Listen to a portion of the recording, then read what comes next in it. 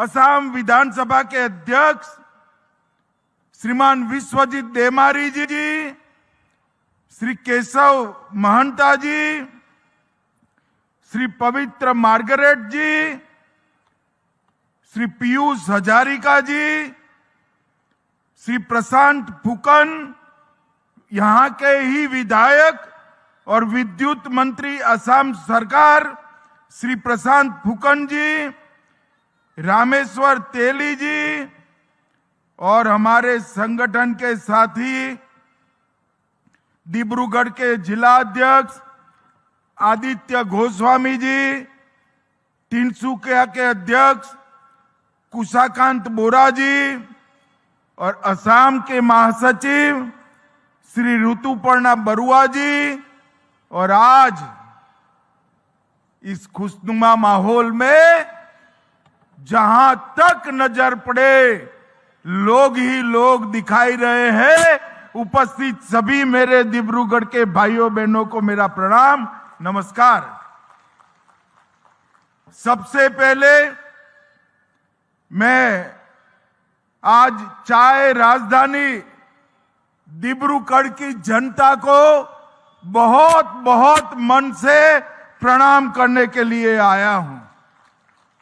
यही भूमि है डिब्रूगढ़ की जिससे असम की चाय की खुशबू पूरी दुनिया में पहुंचती है और भारत के चाय का जायका पूरे दुनिया लेती है। यही भूमि ने भारत को एक प्रकार से वैश्विक पहचान दी है और यहीं के चाय बागान के मेरे श्रमिक साथियों ने भारत के अर्थतंत्र को मजबूत कर एक बहुत बड़ी निर्यात की व्यवस्था देने का काम किया है। आज मैं यहां आया हूं तब सबसे पहले मां कामाख्या, श्रीमंत शंकर देव, श्रीमंत माधव देव जी के चरणों में प्रणाम कर मेरी बात की शुरुआत करता हूं। आज महात्मा गांधी की पुण्यतिथि है। बापू ने पूरे देश को आंदोलित कर हमें स्वराज दिलाया था। आज मैं पुण्यात्मा महात्मा गांधी जी को भी प्रणाम करना चाहता हूं। भाइयों और बहनों, आज यहां पर लगभग 825 करोड़ की लागत से 5 परियोजनाओं का भूमि पूजन और उद्घाटन हुआ है।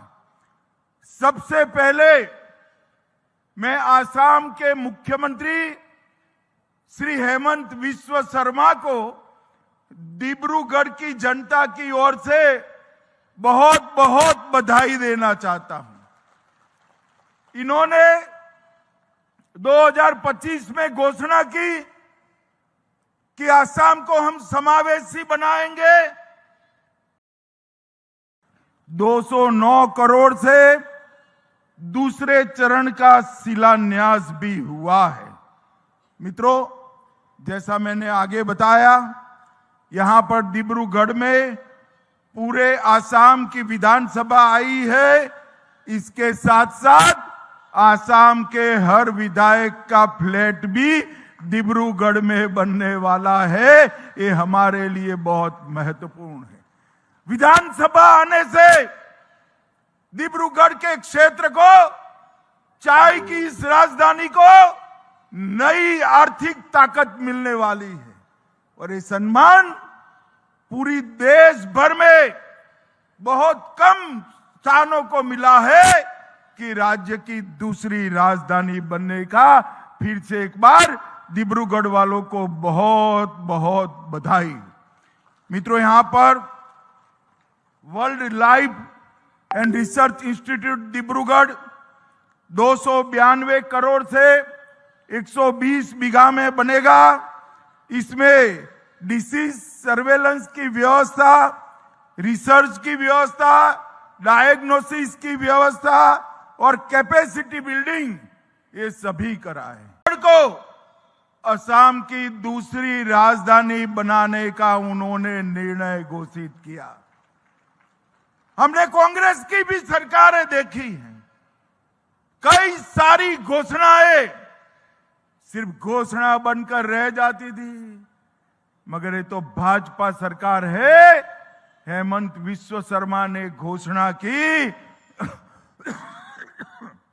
और आज 250 एकड़ में आसाम के दूसरे विधानसभा परिसर का शिलान्यास हुआ है।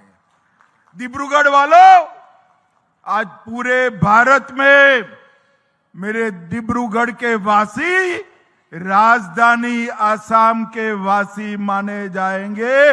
आप लोगों को बहुत बहुत बधाई। ये समावेशी विचार कि आसाम का हर क्षेत्र, इसकी आसाम पर मलकियत है। यहां ढेर सारे जाति, समुदाय, ट्राइब्स रहते हैं, वो सभी का आसाम पर अधिकार है और सब मिलजुल कर एक महान आसाम बनाएंगे। इस विचार को मूर्तिमंत करने का काम हेमंत विश्व शर्मा का ये फैसला करेगा। मैं फिर से आप लोगों को अनुरोध करता हूं कि एक ऐतिहासिक निर्णय पर ताली बजाकर हेमंत विश्व शर्मा का अभिनंदन करिए। मित्रों,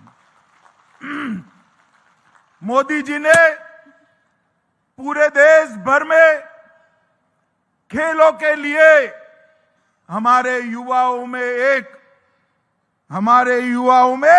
एक उत्साह भरने का काम किया है। स्पर्धा चाहे राष्ट्रीय हो, अंतर्राष्ट्रीय हो, एशिया की हो, हमारे युवा आज खेलों में बहुत अच्छा प्रदर्शन कर रहे हैं। युवाओं के उत्साह से कुछ नहीं होता जब तक खेल का इंफ्रास्ट्रक्चर, खेलने की सुविधा, ट्रेनिंग की आधुनिक व्यवस्था, पारदर्शी चयन और खिलाड़ियों को सरकार की ओर से आर्थिक सहयोग नहीं मिलता है, खेल पनप नहीं पाता है। और आज डिब्रूगढ़ में मल्टी डिसिप्लिनरी स्पोर्ट कॉम्प्लेक्स, इसके प्रथम चरण का लोकार्पण कर दिया गया है। मित्रों, 240 करोड़ से 106 बीघा में indoor stadium, swimming pool, football मैदान, lawn tennis court, basketball court, volleyball court, खिलाड़ियों की हॉस्टल और कोच को रहने की जगह, एक प्रकार से विश्व भर के जो आधुनिक स्पोर्ट्स कॉम्प्लेक्स होते हैं, ऐसा स्पोर्ट्स कॉम्प्लेक्स का पहला चरण आज बनकर यहां लोकार्पित किया गया है। मित्रों, आज पूरे विश्व में आसाम और नॉर्थ ईस्ट के अलग अलग सांस्कृतिक गमछे हमारे नॉर्थ ईस्ट की संस्कृति का सम्मान का प्रतीक बने हुए। अभी राष्ट्रपति महोदया ने 26 जनवरी को एट होम कार्यक्रम में सभी को नॉर्थ ईस्ट के गमछे पहना है। यहां तक कि यूरोपियन यूनियन की अध्यक्षा और बाकी सारे जो लोग आए थे, उन्होंने भी गमछे डाले। एक ही व्यक्ति ने आसाम का गमछा नहीं डाला, उसका नाम था राहुल गांधी।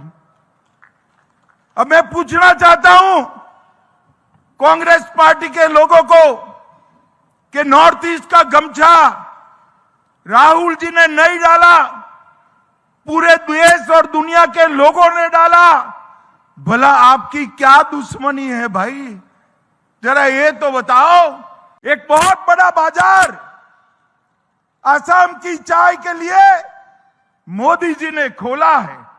एक प्रकार से 27 देश जो विश्व के व्यापार का 1/3 हिस्सा है, वो 1/3 हिस्से में हमारी चाय 0 टैरिफ के साथ वहां पहुंचेगी और हम बाकी देशों की स्पर्धा में हमारा और मुनाफा कमा पाएंगे। ये मोदी जी ने जो कमाल किया है, इससे पेरिस से लेकर बर्लिन तक हमारी चाय पहुंचाने का रास्ता खोल दिया है। मित्रों, कांग्रेस पार्टी ने सालों तक आसाम के विकास के लिए कुछ नहीं किया। हेमंत जी ने और सर्बानंद जी ने ढेर सारी योजनाएं बताई हैं, मगर मैं आपको कह देता हूं, ये इसलिए हो रहा है कि मोदी जी के दिल में आसाम बस रहा है, इसलिए हो रहा है। कभी भी आजादी के बाद इतने सालों तक कांग्रेस ने सरकारें चलाई, केंद्र में आसाम के विकास के लिए कुछ नहीं किया। आज कुछ भी हो, इंफ्रास्ट्रक्चर का डेवलपमेंट करना हो, सबसे पहली प्रायोरिटी हमारा आसाम है। आज वन्य जीव और पर्यावरण का काम हो, सबसे पहली प्रायोरिटी हमारा आसाम है।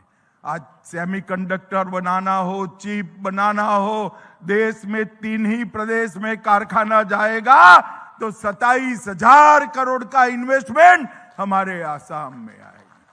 जब टाटा वाले पूछते हैं कि कैंसर के लिए अस्पतालों का जाला बुनना है, कहां बुने, तो दिल्ली से मार्गदर्शन होता है कि हमारे आसाम में करिए, यहां से किसी को दिल्ली न आना पड़े।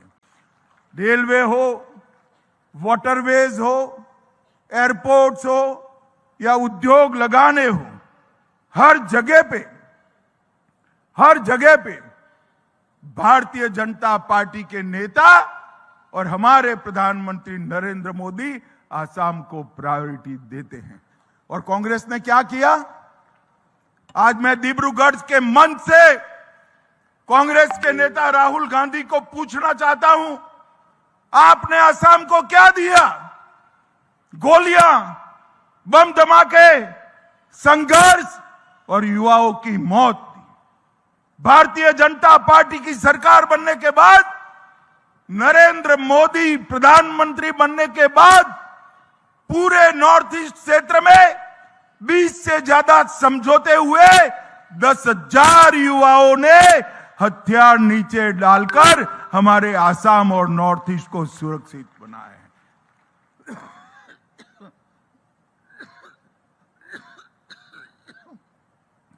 एक जमाने में यहां कर्फ्यू, बम धमाके, गोलियों की आवाज थी, आज भूपेन दा का संगीत यहां से पूरे विश्व में पहुंच रहा है।